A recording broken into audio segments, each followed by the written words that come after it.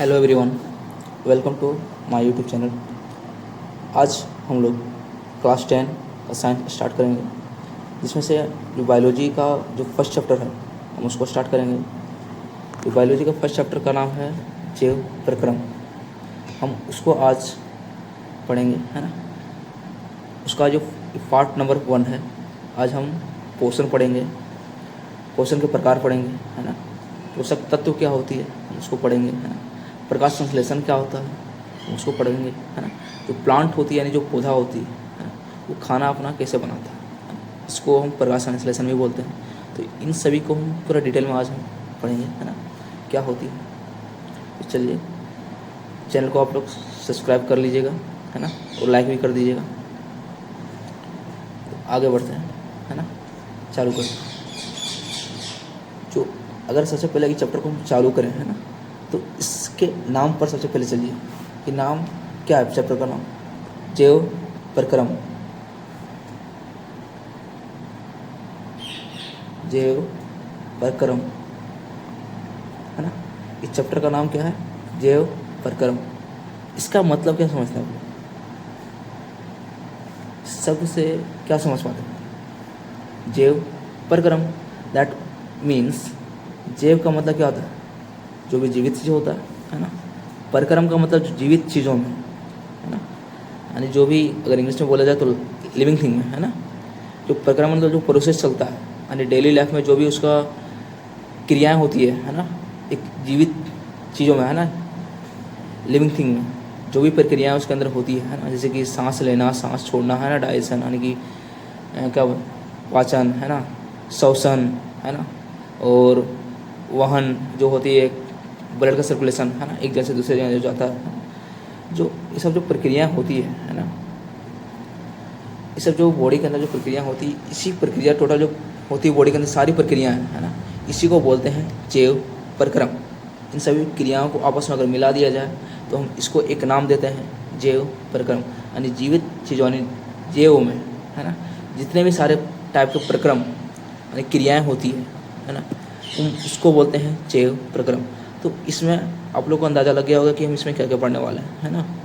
तो जो भी जीवित चीज़ों के अंदर क्रियाएं होती है हम उसके बारे में पढ़ेंगे इस चैप्टर के अंदर, है ना। तो सबसे पहले परिचय देख लेते हैं, क्या इस चैप्टर का मतलब होता है ना। देखिए क्या है परिचय, क्या है ना, जीवन प्रक्रियाएं, है ना।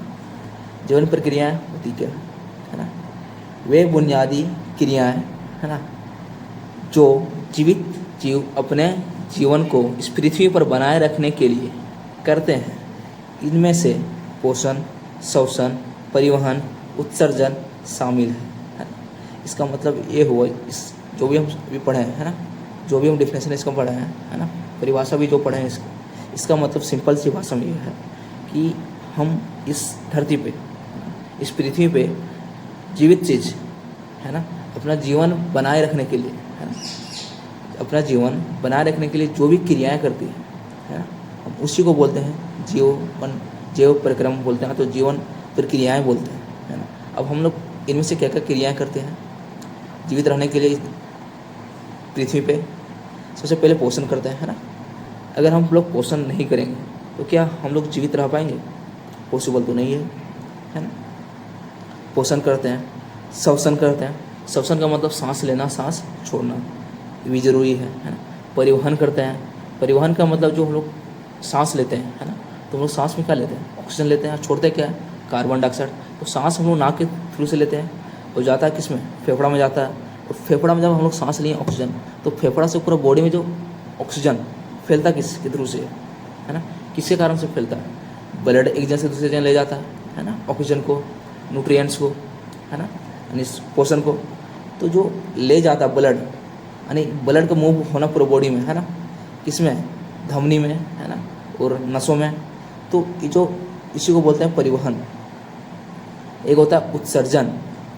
उत्सर्जन का मतलब होता है कि हम जो भी कुछ खाते हैं, है ना, तो जो अनडाइजेस्ट चीज़, है ना, यानी खराब पदार्थ हैं हम लोग को बॉडी के अंदर जो पाई जाती है ना, हम उसको बाहर निकालते हैं, है ना, बॉडी से। तो तो जो बाहर निकालने का जो प्रोसेस होता है, यानी प्रक्रिया होती है ना, जो ख़राब चीज़, जो अनडाइजेस्ट चीज़ है ना, जो पचा हुआ नहीं होता बॉडी के अंदर, जो जहरीला चीज़ होता है बॉडी के अंदर है ना, जो भी ख़राब चीज़ें हैं, जो भी अनवांटेड चीज़, इसका मतलब कह सकते हैं कि जो बॉडी में ज़रूरी नहीं है ना, जो भी चीज़ बॉडी में ज़रूरी नहीं है, हम उसको क्या करते हैं, बाहर निकाल देते हैं, पसीना के थ्रू निकालते हैं, मूत्र के थ्रू से निकालते हैं, है ना। तो जो भी प्रक्रिया हम करते हैं है ना, जिस भी तरह से हम गंदगी को बाहर निकालना किस तरह से निकालते हैं है ना, किस तरह से उसको अलग करते हैं है ना, उसी को बोलते हैं उत्सर्जन। तो बहुत सारी क्रियाएं करते हैं है ना, जैसे कि क्या क्या करते हैं, पोषण तो करते ही बता दें, पोषण क्या होता है, श्वसन करते हैं है ना, परिवहन करते हैं, उत्सर्जन करते हैं है ना, उत्सर्जन को सही लिख देते हैं है ना, उत्सर्जन है ना, और पाचन करते हैं।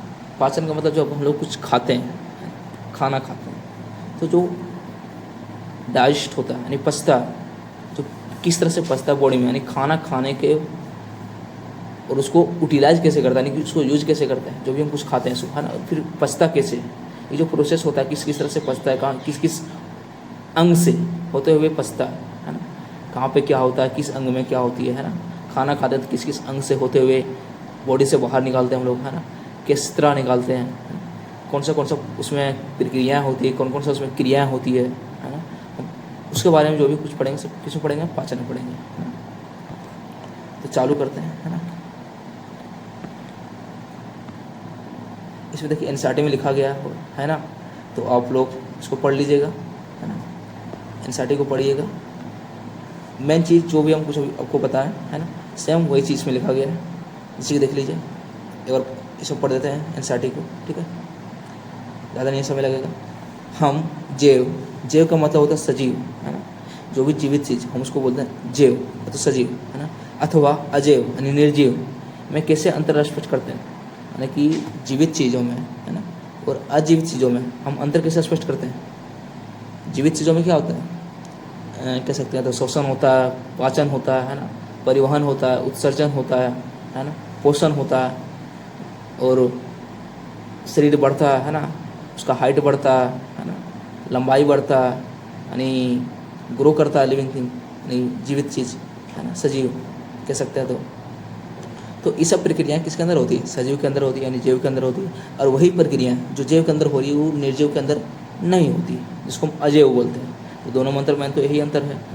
यदि हम कुत्ते को दौड़ते हुए देखते हैं या गाय को जुगाली करते हुए अथवा गली में एक इंसान को ज़ोर से चीखते हुए देखते हैं तो हम समझ आते हैं कि ये सजीव है। इसका मतलब क्या है कि जैसे कि अगर हम देखते हैं है ना, आसपास जो भी हम अपना चारों तरफ क्या देखते हैं कि कुत्ता दौड़ रहा है ना, गाय जुगाली करते हुए जा रही है ना, और क्या गली में क्या इंसान ज़ोर ज़ोर से चीखता है। तो ये सब जो भी कुछ हम देखते हैं इससे क्या पता चलता है कि ये सब क्या है, एक सजीव है ना।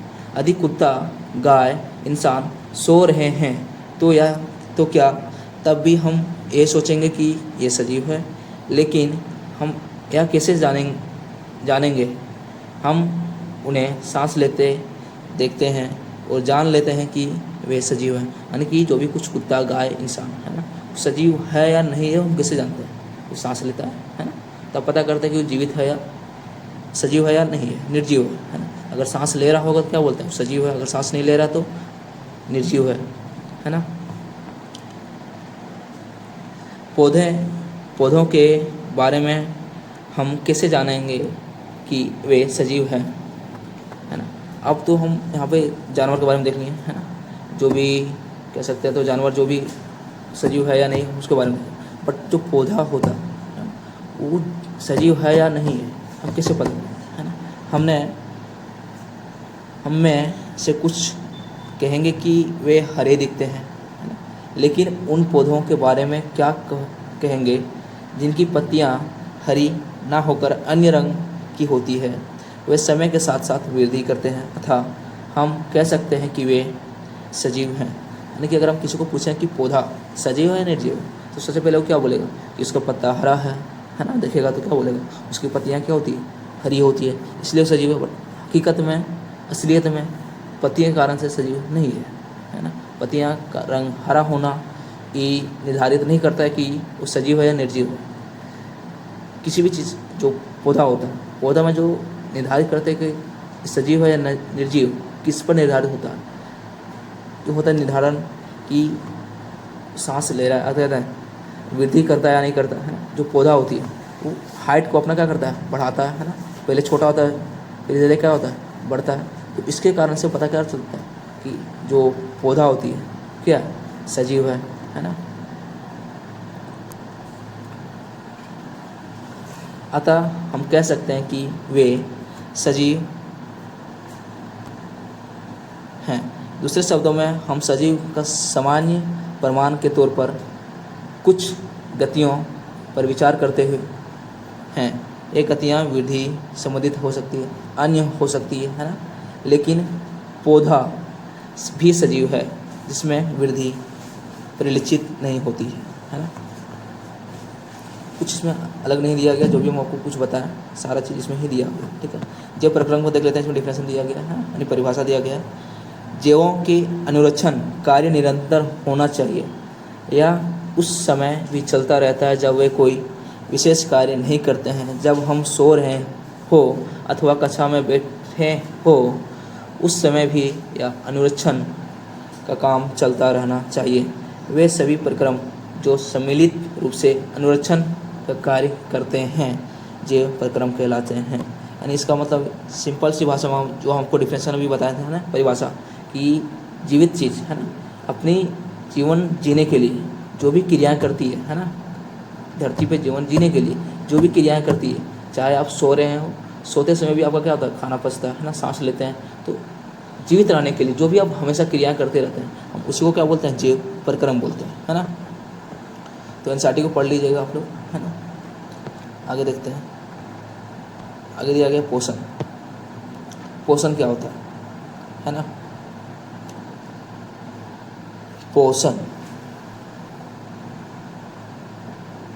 पोषण को इंग्लिश में बोलते हैं न्यूट्रिशन। क्या बोलते हैं, न्यूट्रिशन बोलते हैं, ठीक है।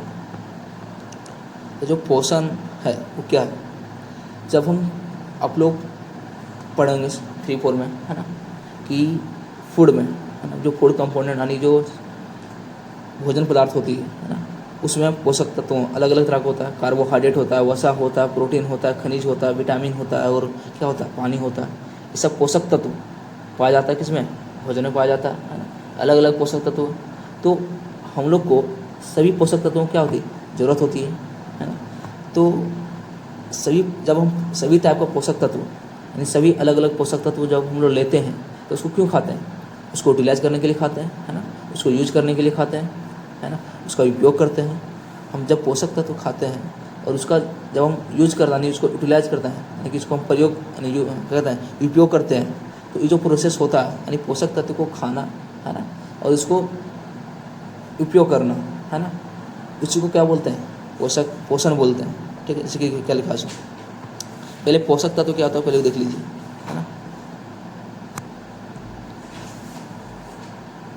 भोजन का वह समूह, है ना, जिसमें प्रोटीन, वसा, विटामिन और खनिज शामिल होते हैं, उसे हम क्या बोलते हैं, पोषक तत्व कहलाते हैं। यानी कि भोजन का वह समूह जिसमें क्या पाया जाए, विटामिन, वसा, प्रोटीन और खनिज अगर उसमें पाया जाता है तो उसको क्या बोलते हैं, पोषक तत्व बोलते हैं। यानी प्रोटीन एक पोषक तत्व है, वसा एक पोषक तत्व है, विटामिन पोषक तत्व है, खनिज भी एक पोषक तत्व है, तो इसी को बोलते हैं पोषक तत्व।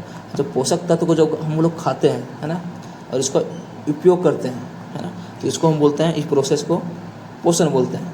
यानी पोषण एक प्रक्रिया है, पोषक तत्व एक भोजन का समूह है ना, जो भोजन में पाया जाता है। तो देखिए पोषण का डिफिनेशन क्या लिखा गया है, किसी जीव द्वारा पोषक तत्वों जैसे कार्बोहाइड्रेट, वसा, प्रोटीन, खनिज, विटामिन और पानी को ग्रहण करने की प्रक्रिया, है ना, लिखा गया ना प्रक्रिया, यानी यह एक प्रक्रिया है, यह एक कोई तत्व नहीं है पोषण। पोषण एक प्रक्रिया है ना, ग्रहण करने की प्रक्रिया, और साथ ही जीव द्वारा इन पोषक तत्वों का, है ना, तत्वों का उपयोग, लिखा गया ना उपयोग, पोषक तत्वों का उपयोग करना पोषण कहलाता है ना।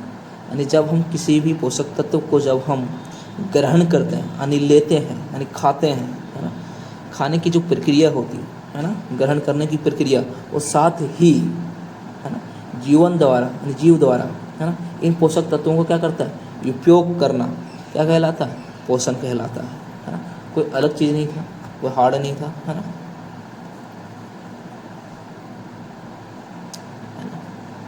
तो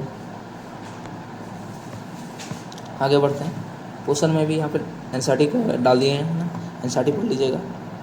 अब देखते हैं पोषण प्रकार कितना तरह होता है, कि पोषण कितने प्रकार के होते हैं। पोषण मेनली कहिएगा तो हम लोग दो प्रकार के पढ़ते हैं, है ना। एक होता है स्वपोषी पोषण, दूसरा होता है विषम पोषी पोषण। स्वपोषी इसका मतलब हुआ, है ना, सिंपल सी भाषा में स्व का मतलब होता है खुद, है ना। पोषी मतलब पोषण करना यानी पोषक तत्व यानी कि भोजन करना, है ना, यानी जो अपना, देखिए क्या लिखा डिफरेंस पढ़ लेते हैं, है ना। वह प्रक्रिया जिसके द्वारा कोई जीव अपने आसपास के वातावरण में मौजूद सरल, है ना, अपने आसपास के वातावरण में मौजूद सरल अकार्बनिक पदार्थ जैसे कि कार्बन डाइऑक्साइड और पानी से अपना भोजन स्वयं यानी खुद बनाता है, उसे क्या बोलते हैं, स्वपोषी पोषण कहलाता है। इसका सिंपल सी भाषा में, है ना, यानी स्वपोषी एक पोषण, स्वपोषी पोषण क्या प्रक्रिया है ना, यानी यह एक ऐसी प्रक्रिया है जिसमें जीव द्वारा, है ना, अपने आसपास जो भी अकार्बनिक, है ना, पदार्थ प्रेजेंट है, अकार्बनिक पदार्थ जो उपस्थित है जैसे कि कार्बन डाइऑक्साइड, है ना, और पानी, इससे जो अपना भोजन खुद बनाता है, क्या बनाता है, खुद बनाता है, किसी पर निर्भर नहीं करता है, किसी पर डिपेंड नहीं करता है ना, तो उसको क्या बोलते हैं, स्वपोषी पोषण कहलाता है। जैसे कि जो हरे पौधे होते हैं, है ना, और जो पेड़ होती है वो क्या किसी दूसरे जीव पर निर्भर तो नहीं करती है ना, यानी जो पेड़ होता है, मानते हैं पेड़ है ना, इसको खाना खाने के लिए या दूसरे जीव पर निर्भर करना पड़ता है क्या, नहीं करना पड़ता, यानी ये जो खाना खुद बनाता है तो ये कौन सा प्रकार का पोषण करता है, स्वपोषी पोषण करता है ना। यानी ये जो प्लांट यानी जो पौधा है ये अपना खाना जो वातावरण में, है ना, उपस्थित है, क्या क्या उपस्थित है वातावरण में, अकार्बनिक पदार्थ जो इसको जरूरी चाहिए, कार्बन डाइऑक्साइड और पानी, इन दोनों को किसके प्रेजेंस में, किसके उपस्थिति में खाना बनाता है, सूर्य की, है ना, सूर्य की प्रकाश, अगर सूर्य की प्रकाश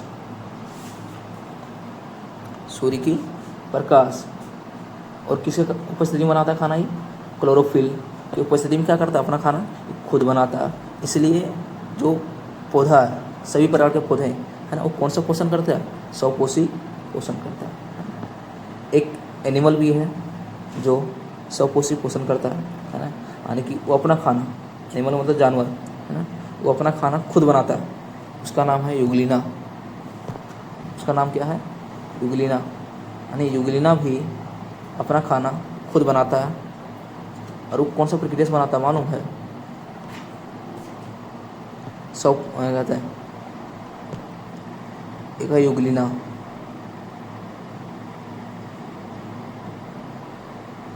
युगलिना एक जानवर है, कैटेगरी में आता है ना, जानवर का टाइप में आता है, जो कि अपना खाना खुद बनाता है, और जो ये खाना बनाता है वो प्रकाश संश्लेषण क्रिया के द्वारा ही बनाता है ना, जो क्रियाएं प्लांट में होती है, यानी जो क्रियाएं पौधा में होती है। दूसरा जो पोषण है ना, उसको बोलते हैं विषम पोषी पोषण, यानी जो अपना खाना यानी अपना भोजन करने के लिए, है ना, अपना भोजन लेने के लिए जो दूसरे जीवों पर क्या करते हैं, निर्भर करता है ना, हम उसको क्या बोलते हैं, विषम पोषी पोषण बोलते हैं। जैसे कि वे जीव, है ना, अपना भोजन स्वयं नहीं बना सकते और भोजन के लिए दूसरे जीवों पर क्या करते हैं, निर्भर करते हैं, है ना, हम उसको क्या बोलते हैं, विषम पोषी पोषण बोलते हैं उसे, है ना, विषम पोषी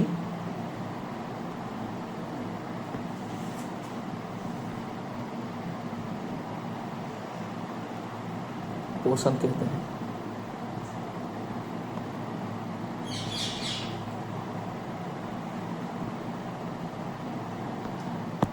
है ना, इसकी एग्जाम्पल में देखिए, है ना, उदाहरण में क्या दे रखा है, जानवर जितने भी टाइप के जानवर हैं वो सब क्या है, विषम पोषी पोषण है, यानी वो अपना खाना खाने के लिए दूसरे जीवों पर डिपेंड करता है, यानी दूसरे जीव पर निर्भर करता है। जैसे कि हम लोग, है ना, जो हम लोग हैं ह्यूमन, यानी कि मानव ले लेते हैं, मानव हो गया, है ना, कुत्ता हो गया,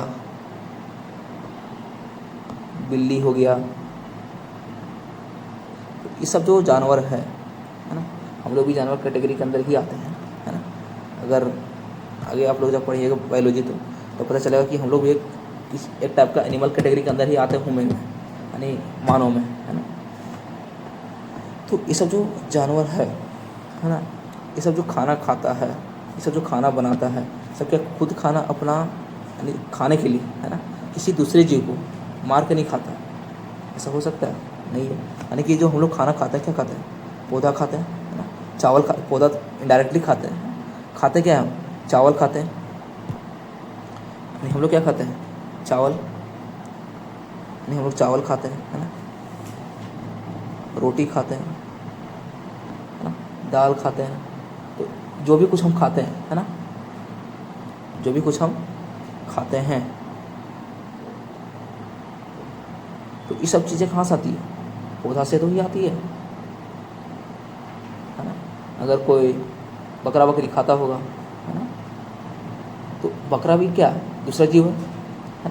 तो हम अपना भोजन करने के लिए, है ना, दूसरे जीव पर निर्भर करते हैं। अगर ये सब चीज़ अगर दूसरे जीव अगर नहीं होता तो हम अपना भोजन नहीं कर पाएंगे, है ना। तो इस टाइप का जो पोषण करता है ना, हम उसको बोलते हैं विषम पोषी पोषण बोलते हैं। समझ आया? आगे बढ़ सकते हैं, है ना। आगे देखिए दूसरा टॉपिक क्या है, पौधों में पोषण, यानी जो पौधा है वो पोषण कैसे करता है ना, यानी पौधा अपना खाना कैसे बनाता है ना। तो जो पौधा जो खाना बनाता है उस प्रक्रिया को हम क्या बोलते हैं, प्रकाश संश्लेषण बोलते हैं, है ना, जो कि सूर्य की प्रकाश, है ना, और क्लोरोफिल के उपस्थिति में ही हो सकता है ना।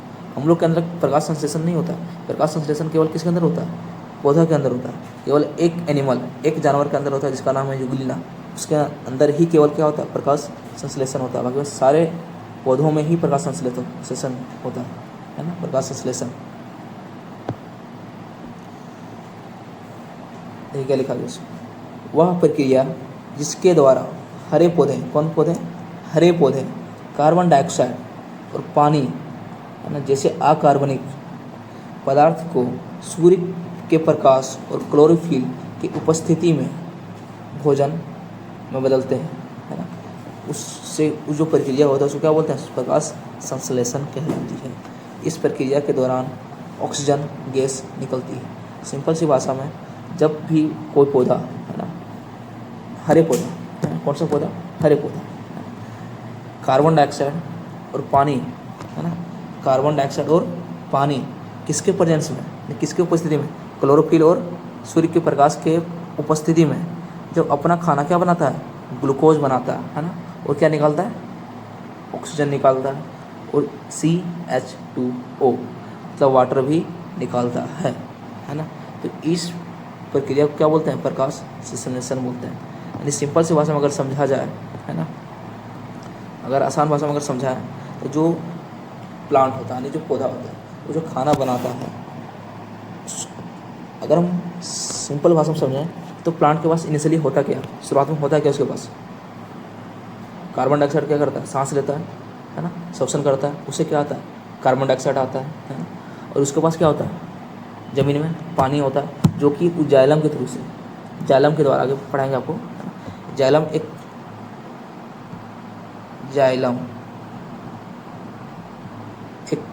क्या कहता है, टिश्यू है ना, टिश्यू को क्या बोलते हैं, ऊतक बोलते हैं ना, ऊतक है, एक प्रकार का ऊतक है जाइलम, जो क्या करता है, ज़मीन से जल, है ना, ज़मीन से जल को पूरा बॉडी में फैलाता है ना।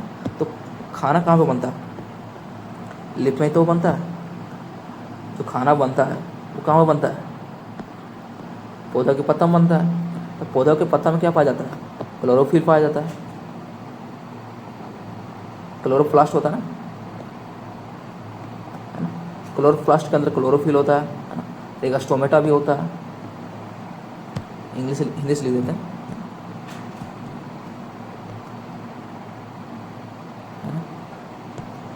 क्लोरोफिल पाया जाता है, क्लोरोप्लास्ट।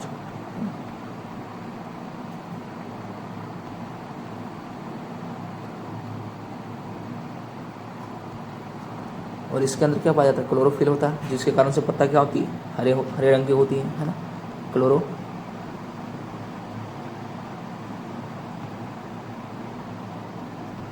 और जो जिसके कारण से वो सांस लेता है ना, जिस छिद्र से, है ना, जिस होल से उसका, जैसे कि हम लोग सांस किससे लेते हैं, नाक से लेते हैं, है ना, यानी जो वातावरण में जो ऑक्सीजन पाया जाता है ना, जो भी गैसेस हैं, जो भी जो हवा है ना, हम उससे क्या जो सांस लेते हैं किसके थ्रू से लेते हैं, किसके द्वारा लेते हैं, नाक के द्वारा लेते हैं, है ना।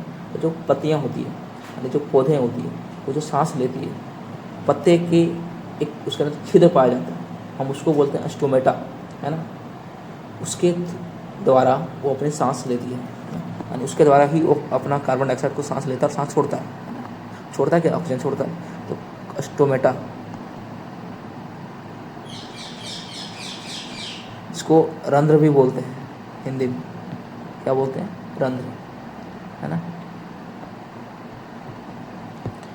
तो जो पत्तियाँ होती है ना, तो इनिशियली अगर प्लांट को खाना बनाना है ना, तो प्लांट के पास होता क्या क्या चीज़, पहले समझते हैं।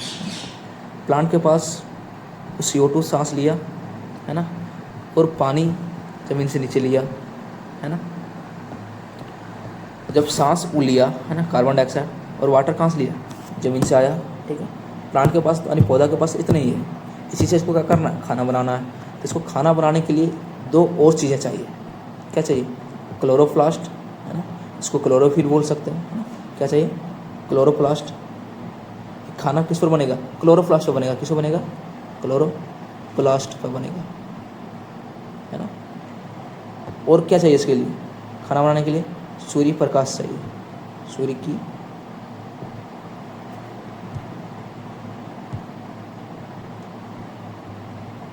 प्रकाश चाहिए, है ना?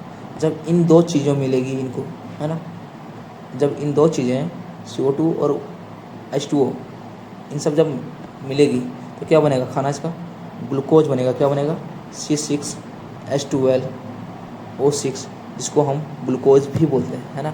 और क्या बनता है, ऑक्सीजन छोड़ता है और पानी भी छोड़ता है ना। अगर इसको हम बैलेंस करें, है ना, देखिए यही ये जो फॉर्मूला है ना, ये जो समीकरण है ना, हम इसी को बोलते हैं प्रकाश संश्लेषण जो प्रक्रिया होती है ना। अगर समझना है तो ये अगर इक्वेशन सबको अगर समझ आ गया तो प्रकाश संश्लेषण आप आसानी से समझ सकते हैं, है ना। ये सिंपल सी भाषा में अगर बोला जाए, अगर सिंपल तरीके से अगर बोले हम साधारण भाषा में, है ना, कि जब प्लांट यानी जब पौधा की पत्तियाँ में, है ना, जब पौधे अपनी जो सांस लेती है ना, किसके थ्रू से लेती है, रंध्र के थ्रू से भी बताया था, है ना। तो पत्तियाँ जो सांस लेती है वो किसके थ्रू से लेती है, किसके द्वारा, रंध्र के द्वारा लेती है। जब रंध्र के द्वारा जब CO2 पौधों में आती है ना, और H2O यानी कि जल, है ना, पानी, जब इन दोनों, जब क्लोरोप्लास्ट और सूर्य की प्रकाश की उपस्थिति में, है ना, सूर्य प्रकाश और क्लोरोप्लास्ट की उपस्थिति में क्या बना लेता है, ग्लूकोज बना लेता है ना। O2 छोड़ता है यानी कि ऑक्सीजन छोड़ता है, और क्या बनाता है, पानी भी छोड़ता है। इसलिए जब हम पेड़ के नीचे बैठते हैं तो हम लोग को क्या लगता है, ठंडा लगता है, इसी कारण से ठंडा लगता है ना। इस चीज़ बताता है। तो अच्छा, आप लोग को सवाल आप लोग के अंदर आता होगा कि जानवर में, है ना, प्रकाश संश्लेषण क्यों नहीं होता। तो सिंपल सी भाषा में कि क्योंकि जानवर के पास क्या नहीं होता, क्लोरोप्लास्ट नहीं होता।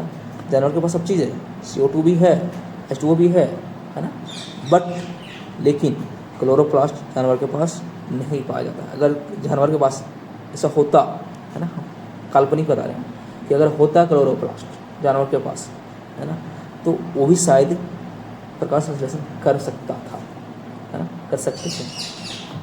तो हम लोग पास नहीं होता है, इसलिए हम लोग नहीं करते। इसलिए सारी पौधे क्या करती है, प्रकाश संश्लेषण करती है, क्योंकि इसके पास क्या होता है, क्लोरोप्लास्ट होता है। सूर्य की प्रकाश तो हर किसी को मिलता है, जो जितने भी सजीव है ना इस ब्रह्मांड में, तो इस पृथ्वी पे हर किसी को क्या मिल रहा है, प्रकाश की किरणें तो मिल रही है हर किसी को, है ना। तो जो यूनिक है पौधा के पास वो क्या है, क्लोरोप्लास्ट, है ना, जिसके कारण से ये क्या करता है, अपना खाना प्रकाश संश्लेषण के थ्रू से बना लेता है, यानी किसी दूसरे जीव पर निर्भर नहीं करता है। इसके यानी ये जो खाना खाता है ना, ये ग्लूकोज ही खाता है, ठीक है। इसका जो क्या बोलते हैं, इसको ही है ना, इस समीकरण को यहाँ पे क्या बोलते हैं, संतुलित करके लिखा गया है ना। क्योंकि यहाँ जब देखिएगा तो इधर कितना कार्बन है, 6 कार्बन है ना। तो यहाँ पे भी 6 आ गया है, देखिए आया ना, 6 कार्बन आया हुआ है ना। यानी क्या अगर आपको हम दिखाएं तो है ना, ये देखिए यहाँ पे टोटल संतुलित करना आप लोग फर्स्ट चैप्टर में आपको सिखाएंगे, है ना। जो केमिस्ट्री का जो यानी जो रासायनिक विज्ञान का जो फर्स्ट चैप्टर है ना, हम उसमें सिखाएंगे। यहाँ कार्बन, अगर सिंपल बात है, यहाँ कार्बन 6 गो है, तो इधर भी कितना कार्बन होना चाहिए, 6 कार्बन होना चाहिए, है ना। तो यहाँ पे 6 कार्बन है नहीं, ये 1 कार्बन है, यहाँ पे 6 लगाना पड़ेगा। अब कैसे होगा तो हम अगला बताएंगे आगे, ठीक है, टेंशन नहीं लीजिए, ठीक है। इधर 12 गो क्या हाइड्रोजन है और 2 गो यहाँ पे टोटल 14 हाइड्रोजन है ना। तो यहाँ इधर कितना हाइड्रोजन है, 2 हाइड्रोजन है ना। यानी 12 और 6, 12 और 14 हाइड्रोजन, इधर कितना है, 2 गो है, तो इधर भी बढ़ेगा, है ना। इधर हो जाएगा 12 गो और यहाँ हो जाएगा 6 गो, है ना। तब जाके सारा बराबर होगा और यहाँ 6 ऑक्सीजन हो जाएगा, तब जाके संतुलित होगा ये समीकरण, है ना। अगर संतुलित समीकरण लिखना है तो ऐसे लिखना पड़ेगा।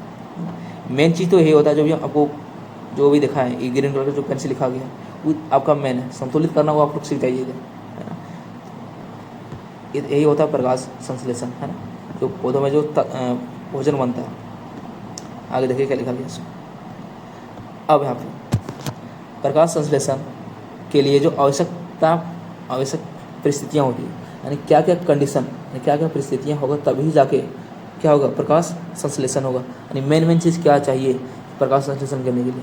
सबसे पहला तो चाहिए सूर्य का प्रकाश। अगर सूर्य का प्रकाश नहीं होगा तो खाना नहीं बना पाएगा। इसलिए देखते होंगे जब किसी भी पौधा है ना छाँव में लगता है, यानी जहाँ पे सूर्य की प्रकाश नहीं पहुँचती है, वो पौधा जल्दी नहीं बढ़ता है, तो पौधा वो मर जाता है कुछ समय के बाद, है ना।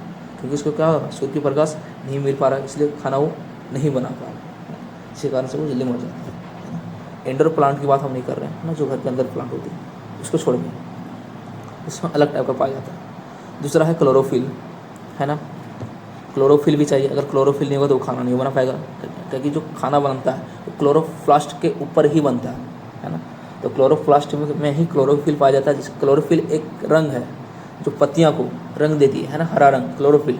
क्लोरोप्लास्ट एक टिश्यू के एक सेल कह सकती है ना, सेल के अंदर क्लोरोप्लास्ट होता है ना।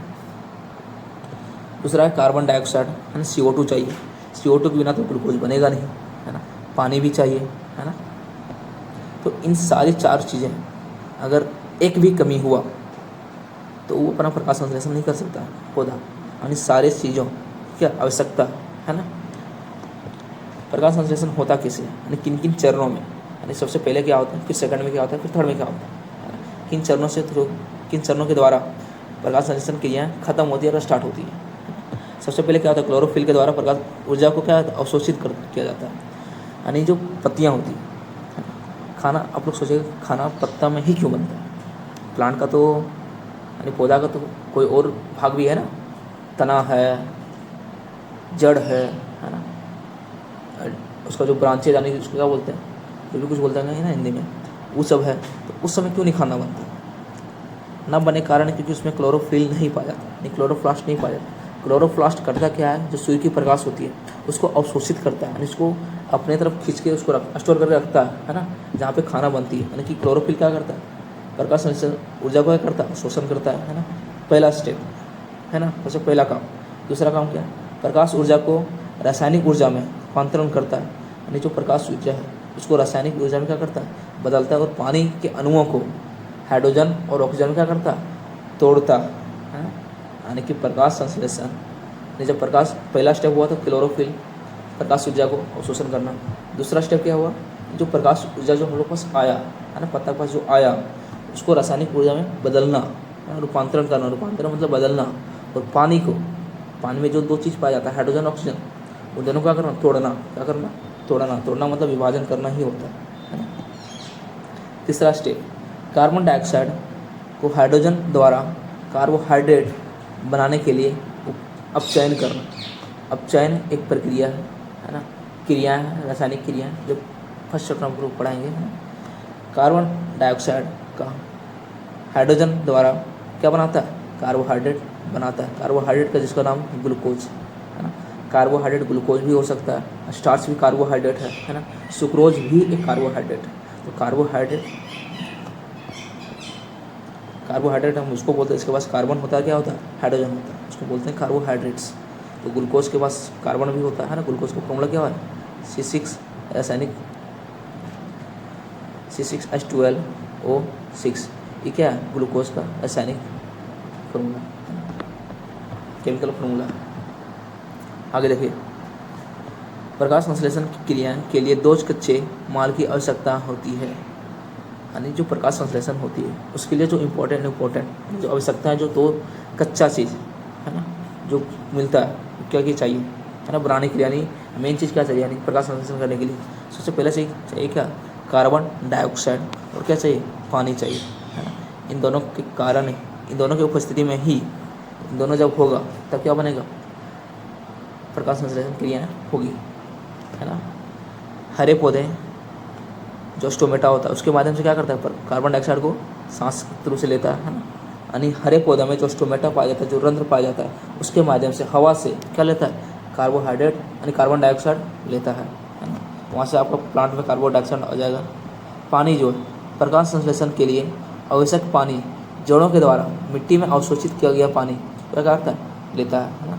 आप लोग को बताया था कि जो पानी अवशोषण करता है कौन सा, ऊतक के द्वारा करता है, जाइलम ऊतक के द्वारा करता है ना। आप लोग 9th क्लास में पढ़े होंगे ऊतक चैप्टर में, है ना। जाइलम के द्वारा करता है। जाइलम एक तरह का ऊतक है, क्या है, ऊतक, जो क्या करता है, पानी को जड़ में अवशोषित करता है, पौधा का हर एक भाग में क्या होता है, पहुंचाता है।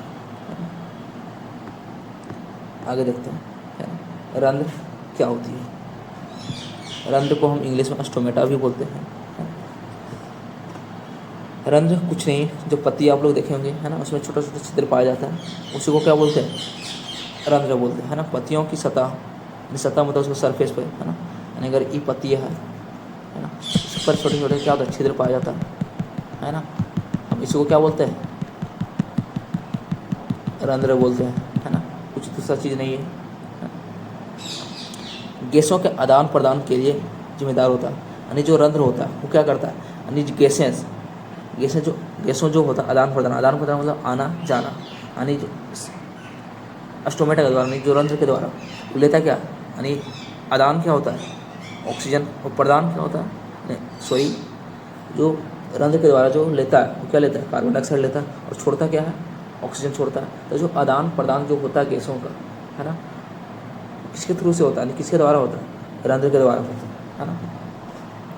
2 रक्षक कोशिकाएं, जिसको हम गार्ड सेल भी बोलते हैं, से घिरे होते हैं, जो रंध्र के खुलने और बंद होने का नियंत्रण करते हैं। यानी अब अगर स्टोमेटा का अगर स्ट्रक्चर आप लोग देखेंगे, है ना, तो इस तरह से पाया जाता है। किडनी देखेंगे, किडनी जैसा पाया जाता है ना। किडनी का शेप देखें, जिसको बीन्स जानते होंगे, तो बीन्स जैसा पाया जाता है।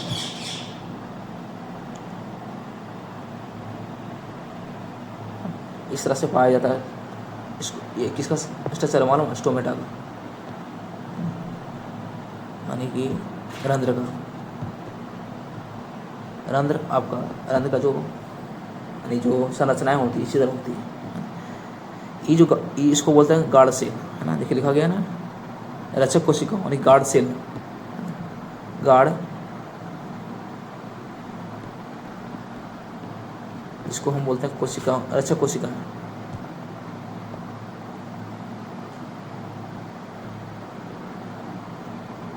रक्षक कोशिकाओं,